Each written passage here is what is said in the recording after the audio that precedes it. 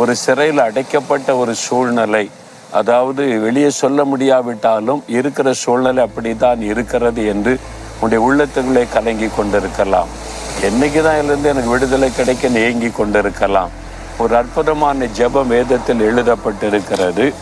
தேவ பிள்ளைகள் ஜெபித்த ஜெபமும் வேதத்தில் சொல்லப்பட்டிருக்கிறது. 126வது சங்கீதம் 4வது வசனத்தில், கர்த்தாவே, தெற்கத்தி வெள்ளங்களை திருப்புகிறது போல எங்கள் சிறையிருப்பை திருப்போம். சிறையிருப்பில் தேவ பிள்ளைகள் ஜெபித்த ஒரு அற்புதமான ஜெபம். நாங்கள் இந்த சிறையிருப்பில் அடிமைகளாக தவித்து கொண்டிருக்கிறோம். எங்கள் சிறையிருப்பை திருப்போம். வெள்ளத்தை திருப்புவதை போல எங்களுடைய சிறையிருப்பை திருப்போம் என்று ஒரு ஜெபம். நீங்கள் செய்ய வேண்டிய ஒரு அருமையான ஜெபம் வேதத்தில் எழுதப்பட்டிருக்கிறது. நானும் கூட பல சமயத்தில் இந்த ஜெபம் செய்திருக்கிறேன். ஆண்டவரே, இந்த சிறையிருப்பை நீர் மாற்றும் என்பதாக. ஆவிக்குரிய வாழ்க்கையில் சில சிறையிருப்புகள் உண்டாகும், சரீரத்தில் சில சிறையிருப்புகள் உண்டாகும், உலக வாழ்க்கையில் சில சிறையிருப்புகள் காணப்படும்.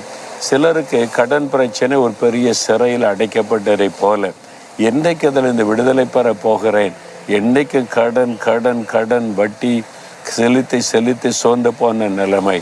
இந்த சிறையிருப்பு எப்போ மாறும்? என் குடும்பமே ஒரு சிறை மாதிரி இருக்குது, ஒரு நிம்மதி இல்லை, சமாதானம் இல்லை, இந்த பக்கம் பிரச்சனை, அந்த பக்கம் பிரச்சனை, அவங்களால பிரச்சனை, ஒரு சிறைச்சாலையில் என்ன மாதிரி இருக்குது.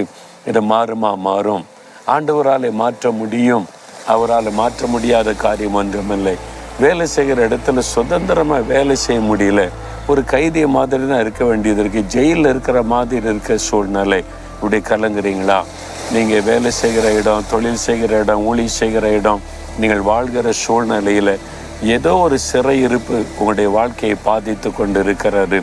ஜெயிலில் அடைக்கப்பட்ட மாதிரி உணர்வை கொண்டு வருகிறது. ஆண்டவர் சொல்லுகிறார், இந்த சிறையிருப்பை மாற்றக்கூடிய வல்லமை ஆண்டவருக்கு உண்டு. அதனால தான் உங்களோட பேசுகிறார். நீங்கள் அப்படி ஜெபம் பண்ணுங்க.